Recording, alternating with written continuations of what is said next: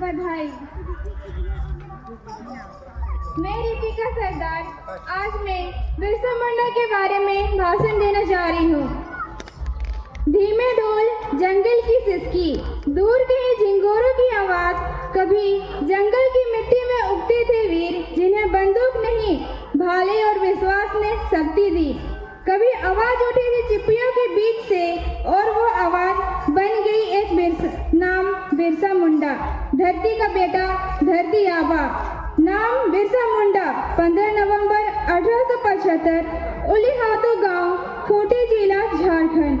महज 25 साल की उम्र में बिरसा मुंडा भारतीय स्वतंत्रता संग्राम के ऐसे विद्रोही थे जिनका आदिवासी ऐतिहासिक आस्था, संग्राम और बलिदान का प्रतीक बन गया है। वे न केवल एक योद्धा थे बल्कि एक धार्मिक और सामाजिक सुधार भी थे। बिरसा जी ने अंग्रेजों और जमींदारों के शोषण के खिलाफ जन आंदोलन शुरू किया जिसे उलगुलान या विद्रोह कहा गया है। संग्राम और आंदोलन ब्रिटिश सरकार और जमींदारों प्रथा ने आदिवासियों को जमीन छीन ली थी। बिरसा मुंडा ने जंगल, जमीन और जल पर आदिवासियों के अधिकार आवाज बुलंद की। उन्होंने अपने अनुयायियों को संगठित किया, धर्म, शिक्षा और जागरूकता के रास्ते पर चलाया। उनका नारा अबुआ दिसुम अबुआ राज, यानी हमारा देश हमारा राज, यानी हम अपने क्षेत्र पर राज करेंगे। धार्मिक सुधार, बिरसा मुंडा खुद को भगवान का अवतार बताया और एक नया धर्म चलाया, बिरसाई, जिसमें बुराई से दूर रहना, सादगी से जीना और शुद्ध जीवन जीने की शिक्षा दी।